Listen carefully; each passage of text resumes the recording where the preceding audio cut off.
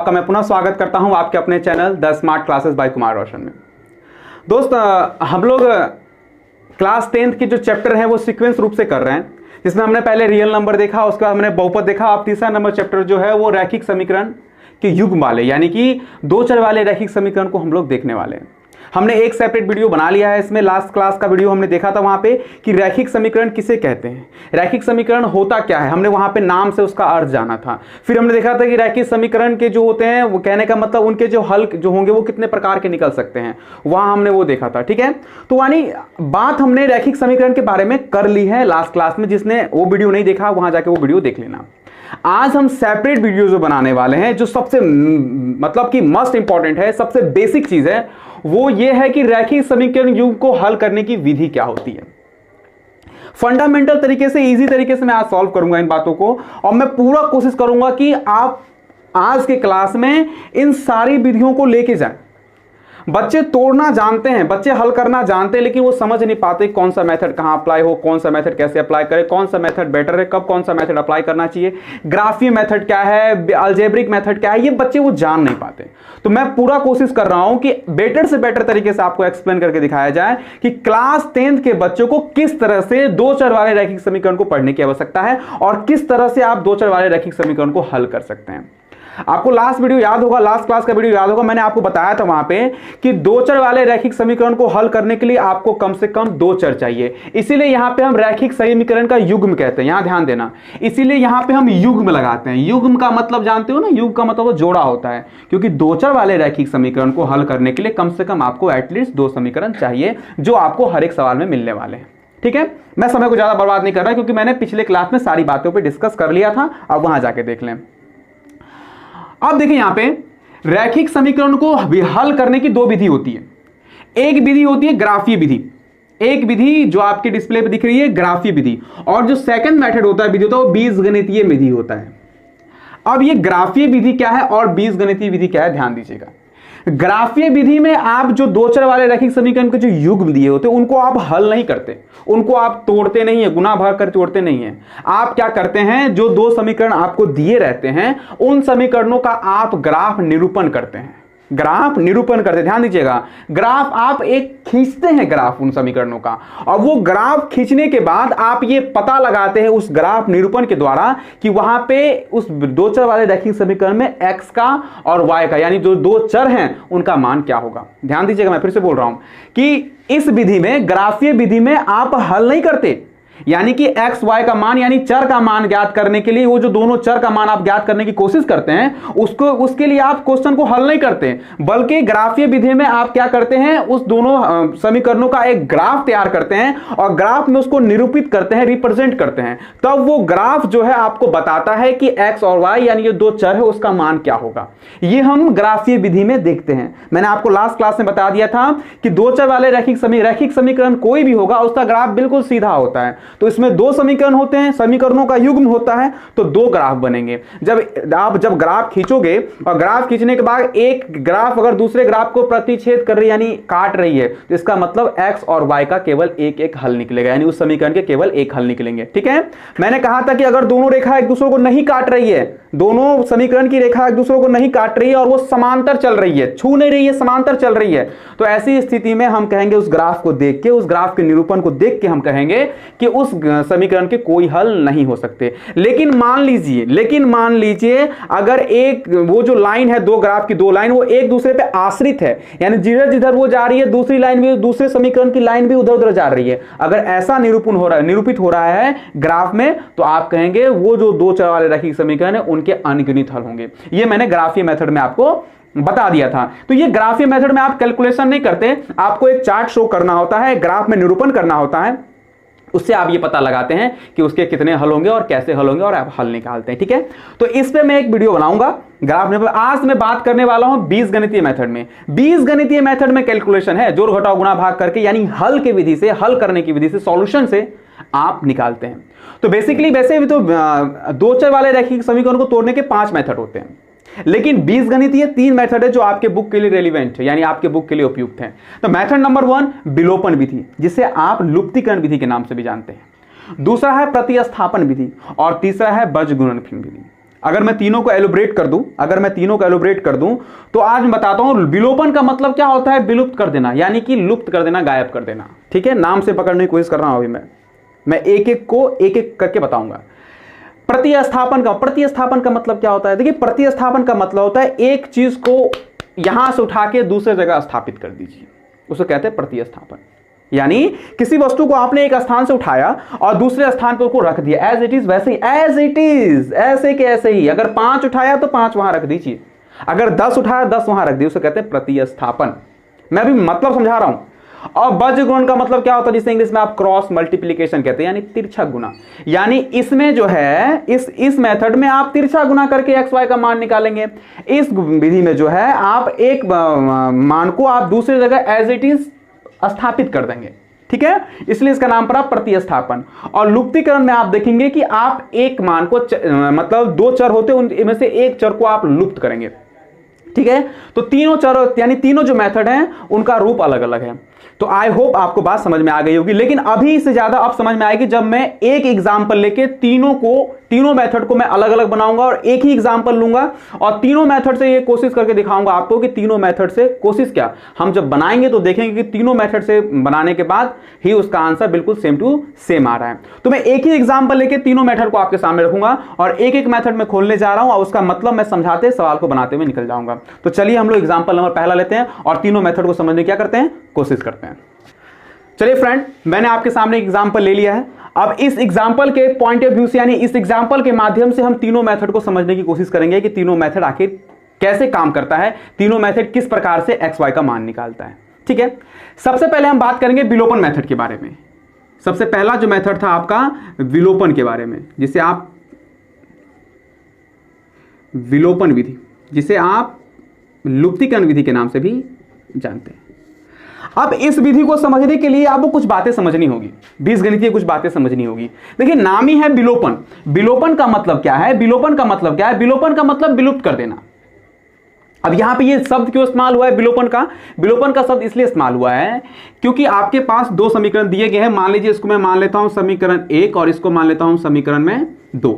आपके पास 2 समीकरण दिए गए हैं। इन दोनों समीकरण में से एक समीकरण को, यानी दोनों समीकरण में से किसी एक चर को, चाहे एक्स एक्स और चाहे वाई वाई, इनको आपको लुप्त करना होगा, इनको उड़ाना होगा। जब इनको आप इन दोनों चरों में से अगर एक चर उड़ जाएगा मान लो, तो बच गया एक चर, और एक चर बच गया तो एक चर का मान आप आसानी से निकाल लेंगे। ठीक है, फिर वो जो चर का मान आएगा उसको फिर अगले वाले किसी एक समीकरण में आप रख देंगे। ये एक प्रक्रिया होती है। अगर मैं लिखाऊं तो कोई ज्यादा बेटर नहीं होगा, मैं पूरी समझाने की कोशिश कर रहा हूं ताकि आपको समझ में आ जाए। तो देखिए, लुप्त करने का मतलब क्या है? लुप्त करने का, जैसे मैंने कहा लुप्त करने की बात, इसका मतलब दोनों चर में से एक चर को किसी को आप लुप्त कीजिए। आपको जो मन कर रहा है, आपको मन कर रहा है कि x को लुप्त करें तो आप x को लुप्त कीजिए, आपको मन कर रहा है y को लुप्त करें तो आप y को लुप्त कीजिए। कोई दिक्कत नहीं है, कोई प्रॉब्लम नहीं, जिसको आपको मन कर रहा है लुप्त करें। लेकिन लुप्त करने के कुछ मेथड होते हैं। क्या मेथड होते हैं मैं यह मेथड बताता हूं। सबसे पहले मान लीजिए किसी को काटना है आपको, तो सबसे पहले काटने के लिए मान लीजिए अगर आपको y, मान लीजिए यहां पर 2y लिखा हुआ है, ध्यान दीजिएगा, और इसको आपको लुप्त करना है, तो इसका मतलब ये 2y किस में है? प्लस में। इसका मतलब यहां पे एक माइनस में 2y होना चाहिए, तभी तो ये लुप्त होगा। हो गया ना, 0 लुप्त हो गया ना। यानी किसी भी चीज को लुप्त करने के लिए, ध्यान दीजिएगा, किसी भी चीज को लुप्त करने के लिए दोनों संख्या क्या होनी चाहिए? बराबर होनी चाहिए। यानी मान लीजिए इस हाथ को मुझे लुप्त करना है तो मुझे इसके बराबर बिल्कुल एक हाथ और लाना होगा। ये दोनों बराबर हो गया। और कंडीशन नंबर 2 क्या? अगर एक प्लस में है तो दूसरा हाथ मेरा माइनस में होना चाहिए। अगर यानी कि दोनों संख्या, किसी भी संख्या को लुप्त करने के लिए उसके बराबर एक संख्या होनी चाहिए और एक संख्या प्लस में होनी चाहिए, दूसरी संख्या किस में होनी चाहिए? माइनस में, तब जाके वो लुप्त होगा। ये मैं बात आपको समझनी है, यही बात पे पूरा सवाल घूमता है। तो नाम ही है इसका लुप्तीकरण, नाम ही है इसका लुप्तीकरण, और आपको लुप्त करना है। तो लुप्त करना है तो इसका मतलब क्या आपको दोनों चर में से किसी एक चर को बराबर करना होगा और एक को प्लस एक को माइनस करना होगा। अब देखिए, आपके पास नियम, आपके पास क्वेश्चन दिए गए हैं, ध्यान दीजिएगा, क्वेश्चन दिए गए हैं। क्वेश्चन में आपके पास 2 समीकरण दिए गए हैं। दोनों समीकरण में आपके पास x भी है और y भी है। आप पे डिपेंड करता है, आपके मूड पे डिपेंड करता है आप किसको काटना पसंद करेंगे। तो देखिए, मैं y को काटना पसंद करूंगा, y को पहले लुप्त करने की कोशिश में करूंगा। क्यों? क्योंकि y को लुप्त करने में मुझे फायदा है। क्या फायदा है? कि y एक प्लस में है और एक माइनस में है ना फायदा। अगर आप x को काटने जाओगे, ध्यान देना, आपके मन में अगर बात है कि नहीं मैं x को काटूंगा, तो आप x को काटिए, इक्वल कीजिए, बराबर कीजिए, कोई प्रॉब्लम नहीं है। लेकिन x में क्या है? ये भी प्लस प्लस में है, ये भी प्लस में है, तो इनको इक्वल करने के लिए क्या करना होगा, यानी बराबर करने के लिए, लुप्त करने के लिए इनका जो नीचे में सिंबल है वो बदलना होगा। तो ए सिंबल आपका बदल, लेकिन अगर मान लीजिए सवाल में ऐसा कहीं चर है कि एक प्लस में और एक माइनस में, तो आप प्लस माइनस वाले को काटने में आपको ज्यादा सहूलियत होगी, क्योंकि आपको चिन्ह को परिवर्तित नहीं करना पड़ेगा। आधे बच्चे तो चिन्ह को परिवर्तित करने में ही फंस जाते हैं, लेकिन चिन्ह को परिवर्तित करना आपको सीखना जरूरी है। आपने भाग में भी ये बात सीखा होगा, बीजगणितीय भाग में भी। तो सबसे पहले मैं क्या करता हूं, मेरे मन में आ गया कि मैं इसको काटूंगा, तो इसको काटूंगा यानी कि y को लुप्त करूंगा। नाम ही है लुप्तीकरण, विलोपन विधि में y को विलोप करूंगा। तो इसके लिए क्या होना चाहिए, दोनों क्या होना चाहिए, बराबर होना चाहिए, और दोनों के चिन्ह अंतर यानी एक प्लस और एक माइनस में होना चाहिए। देखिए एक प्लस एक माइनस, एक काम तो मेरा हो गया। दूसरा काम क्या है, मुझे क्या करना है, इसको बराबर करना। सिंपल सी बात मेरे दिमाग में क्या है, y को काटना है। तो y इस समीकरण में y का गुणांक कितना है, 2, तो इस समीकरण में 2 से आप गुना कर दो। और इस समीकरण में y का गुणांक कितना है, पहले में 4, तो आप समीकरण 2 में कितना से गुना कर दो, 4। बात समझ में आ गई होगी कि जिसको आपको विलुप्त करना है, जिसको विलुप्त करना उसके गुणांक से ऊपर नीचे आप गुना करें। यानी कि समीकरण 1, अगर 1 वाले को 2 से गुना कीजिए और 2 वाले गुणांक को समीकरण 1 से गुना कीजिए, आपका ऑटोमेटिक आपका बराबर आ जाएगा। देखिए तो आपने जो किया है ना उसको आप लिख दीजिए। आपने क्या किया है, आपने किया है कि समीकरण 1 को आपने गुना किया है किससे, 1 को 2, समीकरण 1 को 2 तथा समीकरण 2 को 4 से गुना करने पर, या इससे आगे एक चीज और लिख सकते हैं, गुना कर जोड़ने पर। गुना कर, मैं ये भी लिख सकता हूं, गुना कर जोड़ने पर। अब ये क्या है मैं बता देता हूं, जोड़ने पर। देखिए होता क्या है, आपके एग्जाम में आपका प्रेजेंटेशन जितना बेटर होगा, आपके नंबर उतने बेटर आएंगे। ठीक है, तो जोड़ने का मतलब क्या है, जैसे मान लीजिए बताइए कि माइनस, अगर कोई आपसे कहे कि 8x को लुप्त करना है, मान लीजिए कोई आपसे कहे कि -4x को लुप्त करो, बोलोगे अच्छा ठीक है, आप बोलोगे इसमें क्या कर दो, +4x जोड़ दो, तो ये लुप्त हो जाएगा। अगर मैं कहूं आपसे कि +x लुप्त करो, तो आप बोलोगे अच्छा +x लुप्त करना है, तो -4x इसमें जोड़ दो, ये लुप्त हो जाएगा। यानी किसी संख्या को अगर लुप्त करना है तो उसके बराबर वाले संख्या से चेंज करके उसको ना जोड़ दोगे तो लुप्त हो जाएगा। तो ये सारी प्रक्रिया मैं इसको एक चर को लुप्त करने के लिए कर रहा हूं, और ये जो मैंने गुना किया है इसको बराबर करने के लिए कर रहा हूं। ठीक है, तो चलिए गुना करते हैं। 3 दूना 6x प्लस 4 दूना 8y और बराबर 10 दूना 20। यानी अगर समीकरण का नियम है, अगर एक के साथ छेड़छाड़ करोगे तो सबके साथ आपको छेड़छाड़ करना, यानी एक के साथ अगर जो व्यवहार करोगे अपने फायदे के लिए आप, तो सबके साथ वो व्यवहार करना होगा आपको। तो चलिए समीकरण 2 में 4 से गुना करते हैं, तो कितना हो जाएगा, 4 दूना 8x माइनस 4 दूना 8y बराबर 4 दूना 8। अच्छा समीकरण, अब इसको मैं मान लेता हूं समीकरण 3 और इसको मान लेता हूं मैं समीकरण 4। ना समीकरण बदल गया, 1 2 कुछ और था, मैं नाम बदल दे रहा हूं, कोई दिक्कत नहीं है, 3 4 मैंने मान लिया। अब इसको क्या करना है, जोड़ना है। तो देखिए दोनों बराबर तो आ गया, चिन्ह में भी अंतर है, तो इनको आप आसानी से काट दीजिए। ये कट हो गया, विलुप्त हो गया, ये तो करना चाहते थे हम, अब विलुप्त हो गया, बच गया 6x 8x। ये देखिए ये भी प्लस में और ये भी प्लस में, दोनों जुड़ जाएगा, 8 6 हो जाएगा 14x बराबर 20 और 8 इनको जोड़ दे कितना हो जाएगा 28। इसीलिए आपको पता होगा कि x बराबर हो जाएगा 28/14, 14 दूना 28, यानी x बराबर कितना आ गया 2। यहाँ पे बात समझिएगा, यही बात है, बाकी इसके बाद तो सारी राम कहानी सबकी सेम है। यहां अगर मान लीजिए बता दो, अगर यहां ये भी प्लस में होता, बोलते सर एक कंडीशन बनता है कि सर यहां अगर प्लस होता तो क्या करते, तो कुछ नहीं करते ना, जबरदस्ती इसको अपने हिसाब से माइनस कर देते। अगर एक का चिन्ह बदलते तो सबका चिन्ह बदलना पड़ता। सपोज दैट, अगर मैं यहां पे एक एग्जांपल दिखाऊंगा आपको कि मान लो 6x प्लस 8y और बराबर 20 होता, और मान लीजिए 8x प्लस 8y बराबर 8 होता। अगर यहाँ पे माइनस प्लस था तो आपने आसानी से काट। अगर ऐसा होता कि दोनों प्लस होता, क्या करते, कुछ नहीं करते, इसको अपने हिसाब से आप क्या कर देते, जिसको काट रहे उसको माइनस होते, एक प्लस एक माइनस हो गया। तो मैंने क्या कहा, जिस समीकरण में एक के साथ अगर जो व्यवहार करोगे आपको सबके साथ करना होगा, सभी पदों के साथ करना होगा। तो समीकरण इसको आपने माइनस किया तो ये भी प्लस ये भी क्या हो जाएगा माइनस, और ये भी प्लस ये भी क्या हो जाएगा माइनस, यानी चिन्ह एक का बदला आपने तो सबका चिन्ह आपको बदलना पड़ेगा। तो बस ये एक थोड़ा बात है, लेकिन इसमें मुझे इस चीज की आवश्यकता नहीं पड़ी। क्यों नहीं पड़ी, क्योंकि मेरा पहले से ही क्या था, एक प्लस में और एक माइनस में। अगर मैं एक्स को लुप्त करने जाता तो मुझे ये काम करना पड़ता, चिन्ह बदलना पड़ता। ठीक है, आई होप मुझे आपको ये बात समझ में आ गई होगी। तो आपने देखा कि आपने x का मान फाइंड कर लिया है, आपने इस प्रक्रिया से x का मान, जैसे आपने एक को लुप्त किया x का मान फाइंड हो गया है। अब चलते हैं हम आगे की ओर, यानी x का जो मान है आप किसी भी एक समीकरण में रख देना, आपको जिसमें रखने का मन कर रहा है। तो आप क्या करें, आपको 3 और 4 से ना x का मान प्राप्त हुआ है, तो आप 3 4 में किसी में एक में रख दीजिए, x का मान आपको y का मान आ जाएगा। तो आप लिखेंगे जिसमें आपको रखना है समीकरण 3 में x का मान रखने पर तो समीकरण 3 क्या है, यहां पर लिख दीजिए। समीकरण है 3 है 6x plus 8y equal to 20। चलिए x का मान कितना है 2, तो x जगह पे आप 2 रख दें, 6 इंटू 2 रख दिया 2 हमने, अब प्लस 8y इक्वल टू 20। तो 6 दूना कितना हो गया 12 प्लस 8y इक्वल टू कितना हो गया 20। तो अब बताइए, 12 को भेजेंगे उस साइड, समीकरण तो आपको आता होगा, तो 20 और माइनस हो जाए क्या 12, तो यानी कहने का मतलब है कि 8y बराबर 20 में से 12 गया, कितना बच गया 8। तो इसीलिए y बराबर हो जाएगा 8/8, 1 कट गया, कितना आया 1। लीजिए आपके सामने आंसर तैयार है।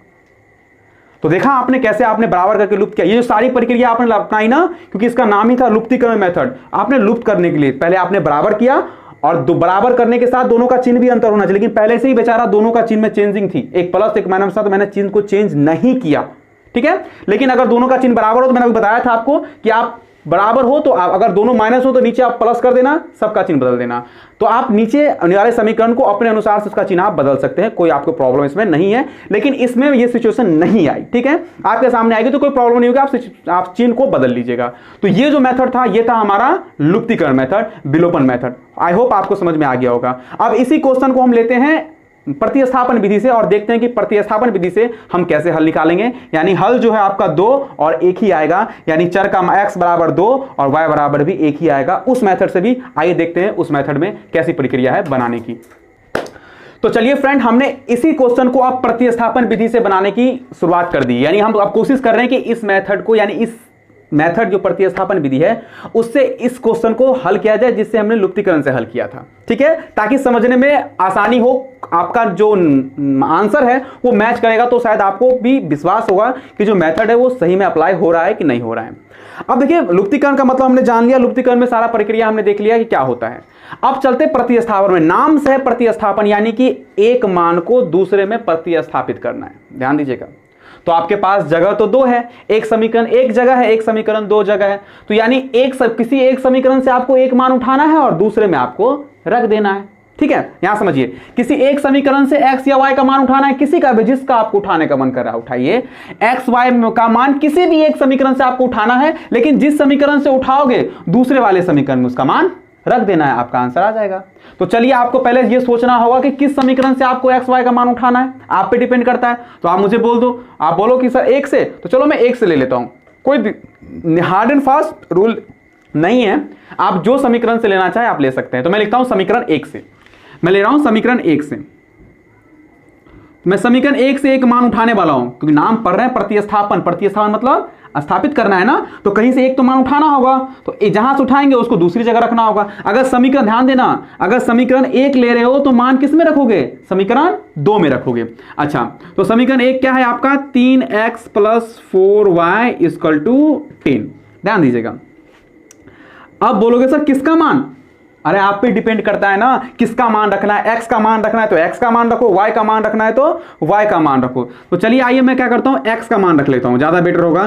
तो 3x, तो यानी x का मान निकालने के लिए सबको उस साइड भेजो, तो 10, ये प्लस 4y जाके सर क्या हो जाएगा माइनस 4y, और क्या, और x बराबर हो जाएगा 10 माइनस 4y बटा क्या हो जाएगा 3। यही तो हम खोज रहे थे कि हमने x का मान निकाल लिया, आपको मन कर रहा है y का मान निकालने के लिए, तो आप सबको उस साइड भेज दो और y का मान निकाल लो। मेरा मन था x का, तो मैंने x का मान निकाल लिया। अब मैं इसको स्थापित करूंगा समीकरण 2 में, यही तो है प्रतिस्थापन विधि। तो मैं इसको मान लेता हूं समीकरण क्या 3, ओके।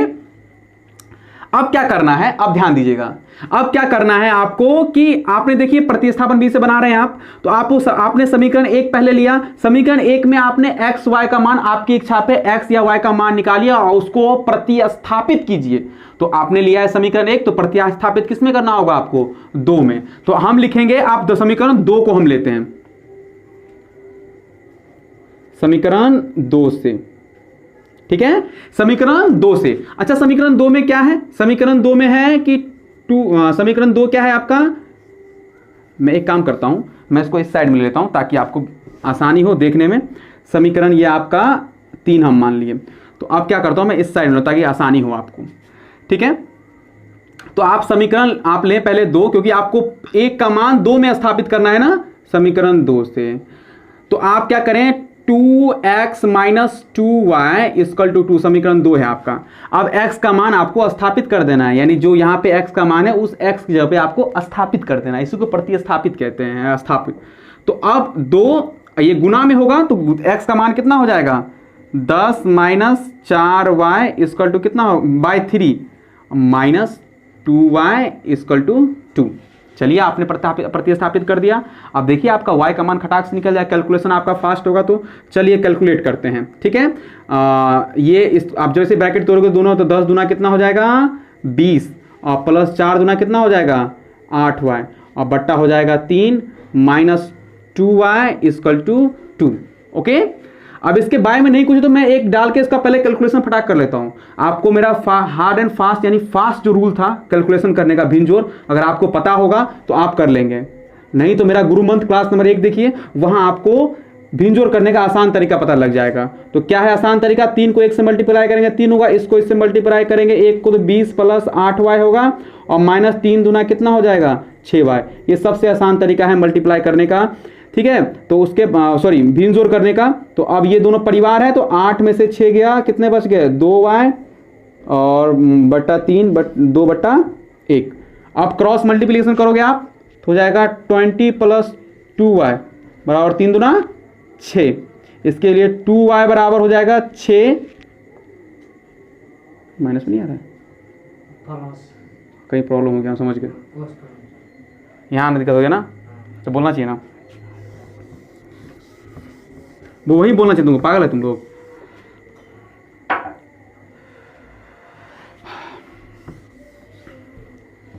तो चलिए मान रखते हैं इसमें 2 इंटू कितना 10 minus 4y by 3 minus 2y equal to 2।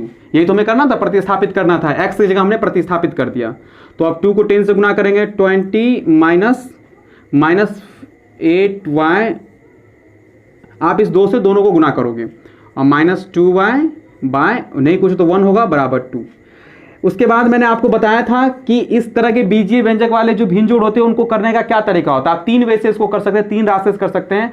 आपको मैंने गुरुमंत्र क्लास 1 में बताया था, मैं जो एक सेपरेट वीडियो है, अगर आपको वहां देखना हो तो वहां जाके आप देख सकते हैं। तो मैं क्रॉस मल्टीप्लीकेशन से करना चाहता हूं, उसको मैं कर रहा हूं। 3 को 1 से मल्टीप्लाई करेंगे 3 होगा, मैं भिन्न घटाव कर रहा हूं। 1 को इससे गुना करेंगे तो हो जाएगा 20 माइनस 8y, और 3 को इससे गुना करेंगे 3 दूना 6y बराबर 2। तो हो गया आपका 20, 8y और 6y कितने हो जाएंगे आपके 14y बट्टा 3 बराबर 2। इसके बारे में नहीं कुछ, एक आप क्रॉस मल्टीप्लीकेशन कीजिए, 1 को इससे मल्टीप्लाई करेंगे होगा 20 माइनस 14y, और 3 दूना कितना हो जाएगा 6। उसके बाद आप करेंगे माइनस 14y, इधर रह जाएगा 6, ये प्लस 20 जाके उस साइड क्या हो जाएगा माइनस 20 हो जाएगा ना, माइनस 20। उसके बाद माइनस 14y बराबर हो जाएगा, माइनस 6 में से 14 गया तो माइनस 14, ये माइनस 14 कट जाएगा, इसीलिए y बराबर बच जाएगा 1। ये उसमें भी आया था।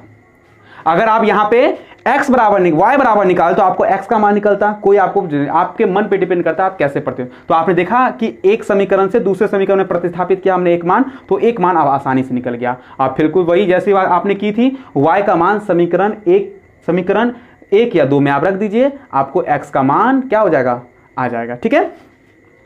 तो समीकरण तो y का लिखेंगे हम, y का मान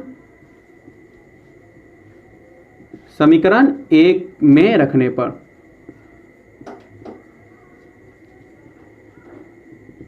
समीकरण 1 है आपका 3x + 4y = 10। तो 3x + 4y का इक्वल टू कितना है 1 = 10। तो 3x बराबर हो गया 4 को 1 से मल्टीप्लाई करेंगे 4 होगा, तो 3x बराबर हो जाएगा 10, ये +4 जाएगा -4 हो जाएगा उस साइड। अच्छा, तो 3x बराबर हो जाएगा 10 में से 4 गया तो हो जाएगा 6, इसीलिए x बराबर हो जाएगा 6/3 यानी आ गया 2। देखिए आपका इसी क्वेश्चन को हमने लुप्तीकरण से भी बनाया तो वहां भी y बराबर 1 और x बराबर 2 आया था। आपने प्रतिस्थापन विधि से भी बनाया तो वहां पे x बराबर 2 और y बराबर 1 आया। आप पे डिपेंड करता है कि आपको कौन सा मेथड फॉलो करना है। एग्जाम में जो मेथड फॉलो करने के लिए बोलेगा आपको फॉलो करना होगा। ठीक है, आपने क्या देखा यहाँ पे, सिंपल सी बात है, आपने प्रतिस्थापित किया, यानी कि एक मान को दूसरे में आपने क्या किया, प्रतिस्थापित किया। ठीक है, समय को ज्यादा व्यतीत ना करेंगे, तो ये भी मेथड बहुत आसान था। अब चलते हैं थोड़ा बीजगुणन पे, और बीजगुणन को जानने की हम कोशिश करते हैं कि बीजगुणन मेथड होता क्या है। आपने इसमें इजी वे में देख लिया होगा, इजी वे में समझ लिया गया होगा कि आपको नाम ही है, देखिए नाम समझना जरूरी है कि प्रतिस्थापन का मतलब होता है कि आपको एक समीकरण का मान दूसरे में प्रतिस्थापित करना है। तो मैंने क्या किया, कोई एक समीकरण लिया अपने मन से, उसमें किसी एक का मान xy का मान निकाला और उस xy के मान को मैंने दूसरे समीकरण में क्या कर दिया, प्रतिस्थापित कर दिया। और प्रतिस्थापित करने के बाद मुझे एक चर का मान प्राप्त हुआ, और उस चर का मान मैंने समीकरण 1 या 2 किसी में एक में भी रख दूंगा मैं, या रख दिया मैंने, तो मुझे दूसरे चर का मान भी क्या हो गया, प्राप्त हो गया। तो ये बिल्कुल आधा जो मेथड है इसका, ये तुलनात्मक विधि यानी कि लुप्तीकरण विधि से मिलता जुलता है। ठीक है, खाली ऊपर वाला मेथड चेंज है, लेकिन आगे जो आने वाला मेथड है यानी कि बीजगुणन मेथड, वो सभी मेथड से अलग है। यानी कोई भी कंसेप्ट उसमें काम नहीं आता, लेकिन मैथ के जो बेसिक कंसेप्ट है वो तो हर जगह काम आते हैं, वो तो आपको काम आएंगे। तो नाम ही है बीजगुणन। तो चलिए देखते हैं कि बीजगुणन मेथड कैसे बनता है। तो चलिए दोस्त चलते हैं फिर इसी क्वेश्चन को हम बीजगुणन मेथड से बनाने के लिए, यानी क्रॉस मल्टीप्लिकेशन जो मेथड होता है उससे बनाने के लिए। ये क्वेश्चन, ये जो मेथड है वो सबसे हटके है, लेकिन इजी है, बहुत इजी है। एक बार आपको समझना है, मैं इजी भी कंसेप्ट में आपको समझाता हूं, आप समझ लें, आसानी होगी। वैसे तो इसमें गुणांक का मैटर होता है कि इसको आप A1 बोलते हैं, इसको B1 बोलते हैं, इसको C1 बोलते हैं, इसको A2, B2 और C2। लेकिन मैं उस लफड़े में आपको नहीं फंसाना चाहता, मैं चाहता हूं इजी वे में आपको आसानी से निकाल दिया जाए। इसके सूत्र होते हैं कि x बराबर A1 B1 into C1, B2 into C1, ऐसे क्रॉस मल्टीप्लिकेशन होता है। तो आपको उस झंझट में नहीं फंसना है। आपको अगर वो चीज याद करना तो आप बुक में जाकर देख ले, क्योंकि आपको तो बनाने का मेथड पता होना चाहिए विद प्रेजेंटेशन। तो मैं आपको दिखाता हूं कैसे ये बनता है। देखिए नाम ही है इसका तिरछा गुना, बीजगुणन, यानी कि कैंचिया गुना, तिरछा गुना, यानी इसमें जो एक्स वाई का मान निकलेगा वो तिरछा गुना होकर निकलेगा। तो इसके लिए क्या करना है, फर्स्ट ऑफ ऑल आपको क्या करना है, इसमें देखिए 3 पद हैं, आपको ध्यान देना। एक आपका एक्स पद है, एक्स चर है, यानी 3 तरह के टर्म इसमें यूज हुए हैं, एक एक्स चर, एक वाई चर और एक है आजाद यानी कि अचर पद। 3 पद होते हैं इसमें। A1 ध्यान दीजिएगा, A, B और C 3 होते हैं ना इसमें। तो A हो गया आपका x1, x का गुणांक, B y का गुणांक, और जो C होता है वो अचर होता है। तो 3 कॉलम होते हैं, 3 कॉलम आप पहले बनाइएगा इसमें। ठीक है, देखिए कैसे बनाइएगा। पहले क्या कीजिएगा, आप x बराबर लिखिएगा, ओके। उसके बाद क्या कीजिएगा, आप y वाला एक कॉलम बनाइएगा, और एक अचर पद, तो अचर पद के लिए नहीं कुछ तो क्या कॉलम बना दीजिएगा आप 1।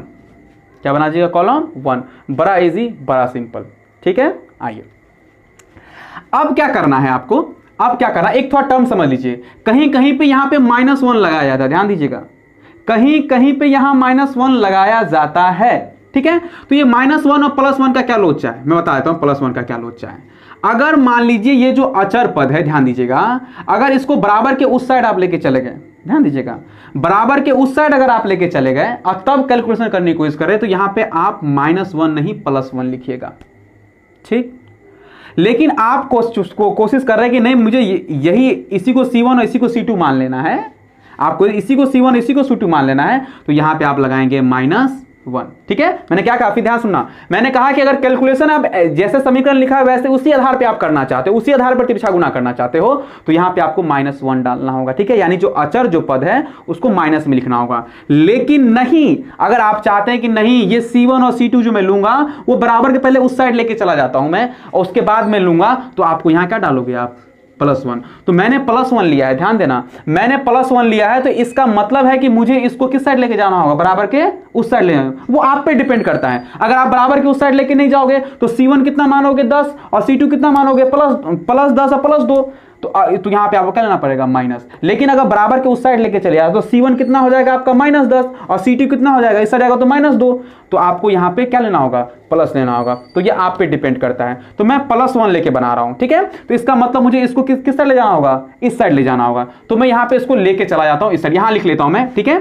तो यहाँ मैं क्या लिखता हूँ 3x + 4y, ध्यान दीजिएगा ये माइनस चला गया उस साइड 10, तो बराबर इधर साइड क्या बच गया 0। उसके बाद मैं लिख रहा हूँ इसको 2x - 2y, और ये जो +2 इस साइड आया कितना हो जाएगा -2 = 0। मुझे ये अचर पद को इसलिए मैंने इस साइड लाया कि मैंने यहाँ पे क्या लिया हुआ है, +1 लिया हुआ है। अगर आपको मन कर रहा है कि नहीं सर हम इस साइड नहीं लाएं उसी साइड लेके बनाएं, अगर ये उस साइड रहता तो प्लस में लिखा था, लेकिन मैंने इस साइड लिया था 10 किस में हो गया, माइनस में और माइनस में, तो यहां मैं आप प्लस लगाऊंगा, ठीक है। ये बात आपको क्लियर आ गई, ठीक है।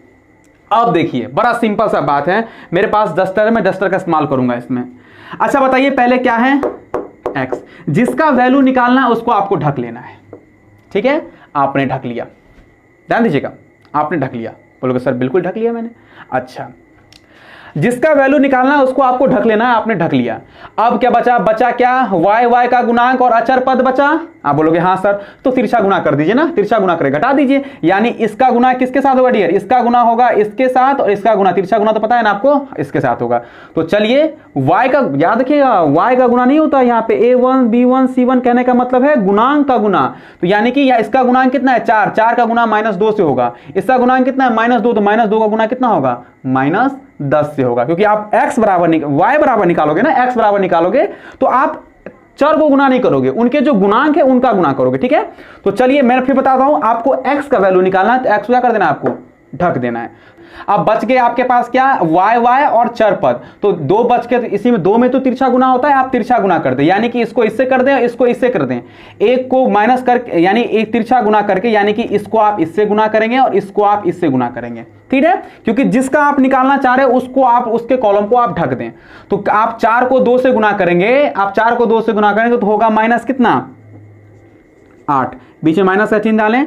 10 को आप 2 से गुना -10 और -2 हो जाएगा -10, 10 गुना कितना हो जाएगा 20, यानी कि प्लस हो जाएंगे कितने 20। ये माइनस जो आप लगाते हैं माइनस, वो माइनस है, -10 और -2 को गुना करने पे कितना आया, माइनस प्लस 20। अब आगे बढ़ते हैं, y का मान निकालना है तो y वाले कॉलम को मैं ढक देता हूं, y वाले कॉलम को मैं ढक देता हूं, और ढकने के बाद क्या करता हूं मैं, y वाले कॉलम को मैं ढक देता हूं, और ढकने के बाद क्या करता हूं, सबसे पहले मैं गुना करता हूं। आप ध्यान दीजिएगा, यहां पे इसको पहले मत गुना कीजिएगा, आप इसको और इसको पहले गुना कीजिएगा, ठीक है। क्योंकि नियम जो होता है वो सेकंड में जो होता है वो C1 को गुना किया जाता है A1 से, ठीक है। इसलिए तो आप क्या कीजिएगा, -10 को आप 2 से गुना, तो माइनस कितना हो जाएगा, 10 गुना कितना हो जाएगा -20, उसके बाद माइनस लगाइए, उसके बाद इसको गुना के 3 गुना कितना हो जाएगा 6, -2 लगा हुआ है तो -2 और 3 को गुना करेंगे हो जाएगा -6, ठीक है। तो आपने y का मान निकाल, तो y को ढक के जो 2 बचा उसका तिरछा गुना आपने कर दिया, ठीक है। अब चर पद निकालने जा रहे हैं तो चर को आप क्या कीजिए, ढक दीजिए। उसके बाद ये जो बचा उसको आप गुना कर लिए, तो जो बचा, आप चर पद निकाल रहे थे इसलिए मैंने चर को ढक दिया। अब जो बचा उनका तिरछा, इसको इससे गुना कीजिए और इसको इससे गुना कीजिए। तो चलिए आइए गुना करते हैं, 3 दुना कितना हो गया 6, तो -6, इसको मैंने गुना किया, 3 दुना 6, बीच में डालिए माइनस, और 4 दुना कितना हो गया 8, तो कितना हो जाएगा ये -4 दुना कितना हो गया 8। बस काम खत्म आपका। आपने क्या देखा, आपने देखा कि जिसका भी कॉलम हम भरने जा रहे हैं उसको ढक लेते हैं, उसके बाद 2 बच जाता है, उसका तिरछा गुना करके हमने लिख लिया, लेकिन दिमाग में ये बात है किसको किससे गुना कर रहे हैं, ठीक है। कोई प्रॉब्लम नहीं होगी, आप आसानी से कर लोगे। तो अब चलिए अब काम करते हैं, आपको कैलकुलेशन आता होगा, -20 और -8 हो जाएगा -28, ओके। उसके बाद यहां कीजिए आप, ये माइनस माइनस प्लस हो जाएगा, तो -20 और +6, -20 और +6 हो जाएगा -14। यहाँ पे आइए, -8 और -6 हो जाएगा -14। बस आपका काम खत्म है, आपका x y का मान इजी वे में निकल जाएगा। आपको क्या करना है, आप देख रहे हैं कि तीनों आपस में बराबर हैं, तो चलिए आप पहले क्या करते हैं, इसको इससे बराबर करते हैं तो आपका एक x का मान निकल जाएगा, इसके बाद y को इससे बराबर करेंगे तो y का मान निकल जाएगा। सिंपल वे में आप ये जानते हैं तीनों क्योंकि आपस में क्या है, बराबर हैं। तो x/-28 को अगर बराबर करें -1/14 से, तो आप देखेंगे यहाँ पे मैं बराबर के नीचे से कटता है, मैं 14 दूना 28 में डायरेक्ट ऐसे काट देता हूँ, तिरछा गुना करेंगे x बराबर कितना आ जाएगा आपका 2। ठीक है, यही आंसर की आप कोशिश कर रहे थे। और पुनः यानी अगेन मैं अगर इसको इससे बराबर करूं तो y by -14 equal to 1 by -14, तो बराबर के ऊपर ऊपर बराबर के नीचे से कटता है, तिरछा गुना करना है तो कीजिए, मैं थोड़ा एडवांस लेवल पे चल रहा हूँ, ये और ये कट जाएगा, इसीलिए y को 1 से गुना करेंगे y होगा, 1 को 1 से गुना करेंगे 1 होगा। और आप देख लीजिए आपका वही आंसर जो आपके दोनों विधि से पहले निकला था वो आपने इसमें देखा। तो बीज गुणनखंड विधि सबसे आसान मेथड है, लेकिन करने का तरीका थोड़ा इसका उल्टा पुल्टा लगता है, लेकिन है बहुत आसान। अगर एक बार करेंगे आपको समझ में आ जाएगा। सिंपल सी बात है, 3 कॉलम आप खींचना, x वाला, y वाला और अचर वाला, जिसके कॉलम को भरना उससे कॉलम को ढक लेना, 2 बचेंगे उनको तिरछा गुना करके यहाँ पे लिख देना। ओके, फिर y में जाना, y को ढक देना, जो 2 बचेंगे उनको तिरछा गुना करके यहाँ पे लिख देना। फिर अचर पद में जाओगे तो अचर वाले को ढक लोगे, जो 2 बचा उनको उनके चर के मान यानी गुणांक के गुना करके यहाँ पे आप माइनस करके आप लिख देना। और आप देख लो आपका 2 से 3 लाइन में आपका सवाल बन के तैयार है। तो आपको जो मेथड अच्छा लगा आप कमेंट बॉक्स में कमेंट करें कि आपको कौन सा मेथड ज्यादा बढ़िया लगा हो। अगर तो होप आपको ये तीनों मेथड समझ में आ गए होंगे। आगे जो नेक्स्ट वीडियो बनने वाला है उसमें हम ग्राफ निरूपण देखेंगे। ग्राफ निरूपण से ये पता लगाएंगे कि 2 चरवारैखिक समीकरण का हल क्या होने वाला है। ठीक है, तो अगर वीडियो अच्छी लगी हो तो वीडियो को लाइक और शेयर जरूर करें और चैनल को सब्सक्राइब करें।